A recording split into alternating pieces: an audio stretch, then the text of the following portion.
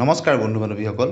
আজি মুখ্যমন্ত্ৰী হিমন্ত বিশ্ব শৰ্মা ডাঙৰীয়াই কাৰ্বি আংলঙত কেইবাটাও গুৰুত্বপূৰ্ণ ঘোষণা কৰিছে। বিশেষতঃ 50,000 নিযুক্তি আৰু 6 শিডিউল টেটৰ নিযুক্তি সম্পৰ্কত সোধা প্ৰশ্নৰ উত্তৰ আৰু কেইবাটাও গুৰুত্বপূৰ্ণ বিষয়ত তেখেতে মন্তব্য আগবঢ়াইছে।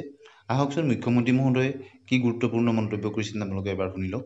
এতিয়া আমাৰ 50,000 ছোৱালীবিলাকক কৈ আছো যে যেনেকে এতিয়া আমাৰ 50,000 ৰিক্ৰুটমেণ্ট হ'ব, 7% হিলছ টাইপ ৰিজাৰ্ভেশ্যন আছে। আপোনাৰ কি পৰিকল্পনা আছে? কাৰ্বি আংলঙত এইবাৰ 80% ল'ৰা ছোৱালী মেট্ৰিক পাছ কৰিছে। যোৱাবাৰ যথেষ্ট ল'ৰা মেজিষ্ট্ৰেটো হৈছে। মইতো কাৰ্বি আংলঙৰ ল'ৰা ছোৱালীবিলাকক কৈ আছো যে যেনেকে এতিয়া আমাৰ 50,000 ৰিক্ৰুটমেণ্ট হ'ব, 7% হিলছ টাইপ ৰিজাৰ্ভেশ্যন আছে। কাৰ্বি ল'ৰাসকলে আগতে ষ্টেট গভৰ্ণমেণ্টৰ চাকৰিত এপ্লাই নকৰিছিল।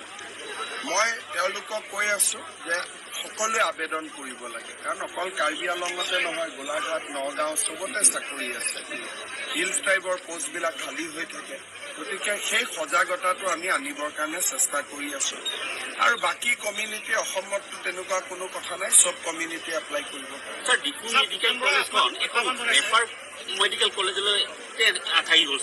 এতিয়া 5 বছৰ হোৱাৰ পিছত পষ্ট গ্ৰেজুৱেট আছে। এই বছৰ আমি ডিফু মেডিকেলত পষ্ট গ্ৰেজুৱেট এপ্লাই কৰিছোঁ। এখন মেডিকেল কলেজ কমপ্লিট ডাঙৰ হওঁতে 10 বছৰ লাগে, কাৰণ প্ৰথম 5 years MBBS, তাৰ পিছৰ বছৰ MCI পষ্ট গ্ৰেজুৱেট খুলিব দিয়ে, যিবিলাক ব্ৰাঞ্চ আছে।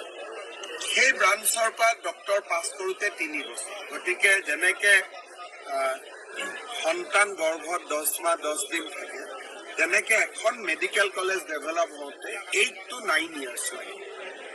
গতিকে সেইটো এটা তাৰ চাইকেল, সেইটোক আমি সৰু কৰিব নোৱাৰো।